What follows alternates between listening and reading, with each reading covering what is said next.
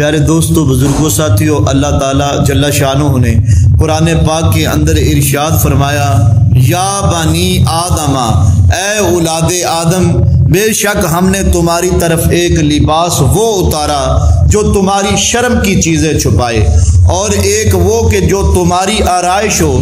یعنی لباس کے بنیادی مقاصد بیان کیے گئے ہیں۔ لباس کے بنیادی مقاصد تین ہیں: گرمی اور سردی سے انسان کو بچائے، دوسرا انسان کی عزت و آبرو کی حفاظت کرنا اور اس کی شرم والی چیزوں کو چھپانا، اور لباس کا تیسرا مقصد زینت دینا۔ لباس پہن کر انسان مہذب لگتا ہے۔ اگر انسان لباس کے بغیر ہی معاشرے کے اندر چلنے پھرنے لگ جائے تو اس میں اور جانوروں میں کوئی فرق باقی نہیں رہتا۔ اگر انسان لباس کے بغیر ہی معاشرے کے اندر چلنے پھرنے لگ جائے تو اس میں اور جانوروں میں کوئی فرق باقی نہیں رہتا۔ اللہ تعالیٰ نے انسان کی حیات ایسی بنائی ہے کہ اس کے لیے لباس ضروری ہے، اور اس مقصد کو یہاں بیان فرمایا۔ اللہ تعالیٰ نے انسان کی حیات ایسی بنائی ہے کہ اس کے لیے لباس ضروری ہے، اور اس مقصد کو یہاں بیان فرمایا۔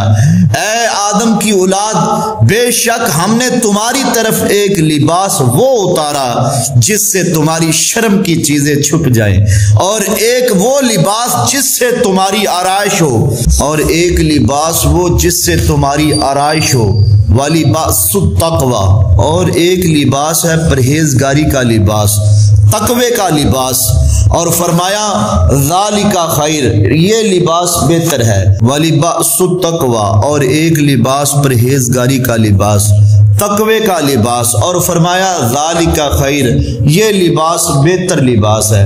آگے فرمایا ذَلِكَ مِنْ آیَاتِ اللَّهِ لَعَلَّهُمْ يَتَذَكَّرُونَ، یہ اللہ کی نشانیوں میں سے ہے تاکہ کہیں وہ نصیحت مان لیں۔ اللہ تعالیٰ جل شانہ نے تمہاری نصیحت کے لیے یہ ساری چیزیں بیان کر دی، اور تمہارا لباس بھی اللہ کی من جملہ نشانیوں میں سے ایک نشانی ہے۔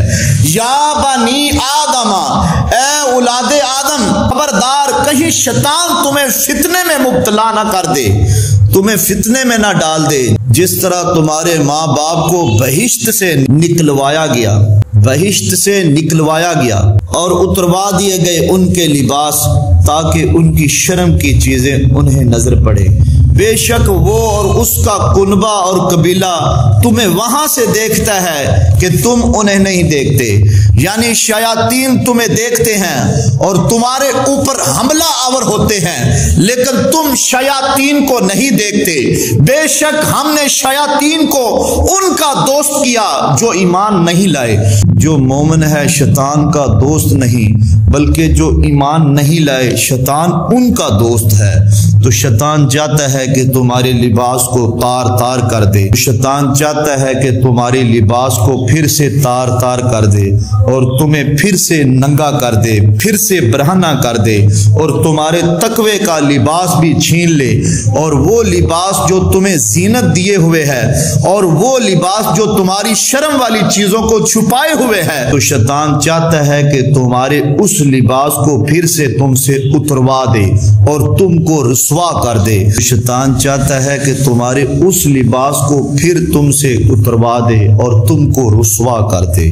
پیارے دوستو، جو اہل ایمان ہے وہ شیطان سے کبھی دوستی نہیں لگاتے، اور جن کو ایمان کی بہار نصیب نہیں ہے وہ شیطان کو اپنا دوست سمجھ لیتے ہیں، اور اہل ایمان کبھی بھی شیطان کے ساتھ اپنی دوستی کے رشتے کو قائم نہیں رکھتے، بلکہ اللہ تعالیٰ نے ایک دوسرے مقام پر ارشاد فرمایا، اے ایمان والو، میرے اور اپنے دشمن کو کبھی بھی دوست نہ بنانا۔ دشمن سوائے دشمنی کے اور کر کیا سکتا ہے؟ وہ جس روپ میں مرضی آ جائے، سوائے دشمنی کے وہ کر کیا سکتا ہے؟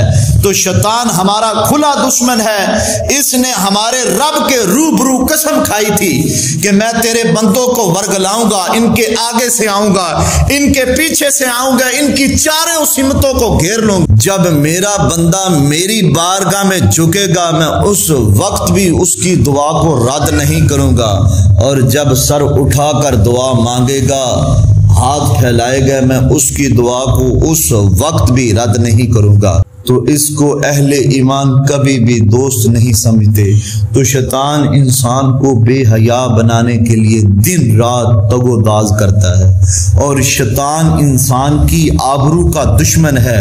اس کو ایک آنکھ بھی انسان کی عزت نہیں پاتی، اور وہ چاہتا ہے کہ انسان کو حیا باختہ کر دوں۔